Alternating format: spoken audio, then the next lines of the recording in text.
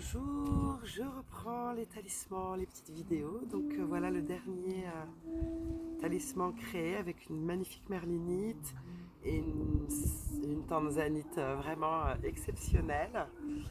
Donc ce talisman est pour Elodie.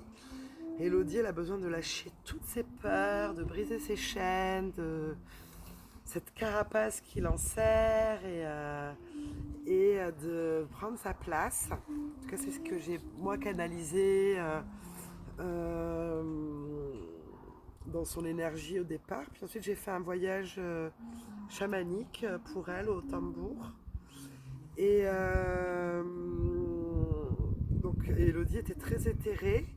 Il y a un énorme griffon qui est arrivé, un animal très très très très grand et qui nous demandait d'aller avec lui. Je crois que c'est la première fois où j'ai vraiment eu peur. J'ai pas...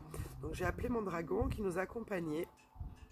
Et cet animal s'est envolé, il nous a lâchés au-dessus d'un gouffre. Et vraiment, c'était un voyage assez angoissant.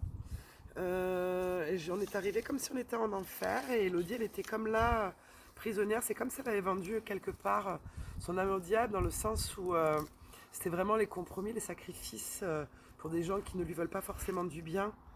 Et c'est ce qui a vraiment été remonté, donc cette idée de lâcher la carapace, arrêter de sacrifier pour prendre sa place en fait.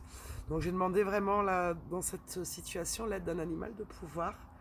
Et c'est un énorme serpent qui est arrivé. Et elle s'est fondue dedans. Et ce serpent, du coup, est ressorti de ce lieu. Il est allé au plus profond de la terre. Il est allé chercher une clé qui est remontée. Puis il est remonté jusqu'à une petite porte qui était très poétique. C'était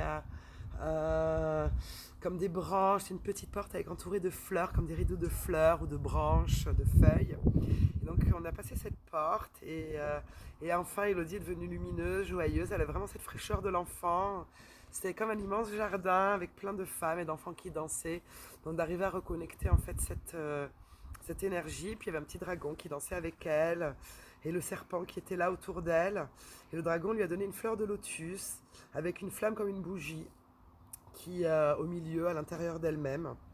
Donc bon, tout ce que j'ai pu en déduire, c'est que donc c'est quand même des pierres qui sont liées plutôt au chakra de l'intuition, du troisième œil et également au chakra couronne, ou en tout cas la merlinite demande à faire descendre le savoir des sages. Donc c'est de se dire à l'intérieur de nous on a toute l'information, de se faire confiance, de se prendre ce temps, d'aller sentir ce dont on a besoin, qu'est-ce qui est juste pour nous, de couper aussi tous les liens qui ne sont plus ceux dont on a besoin et d'avancer vers ce qu'on est. Donc c'est chercher sa joie et prendre sa place, mais en fait en allant chercher qui on est à l'intérieur de soi. Voilà ce qu'emmène ce talisman. Donc derrière il y a ce petit dragon qui rappelle aussi, c'est un dragon très amusant, donc cette force qui est là avec le serpent autour, la transformation, la transmutation, nouvelle étape. Et puis je lui ai mis également une lettre hébraïque, la lettre hébraïque Yod, qui correspond aussi à ce passage, à cette transition. Et voilà. Donc un sacré programme pour Émilie. Pour Elodie, pardon. Bon, ben, belle journée à tout le monde et merci de m'avoir écouté.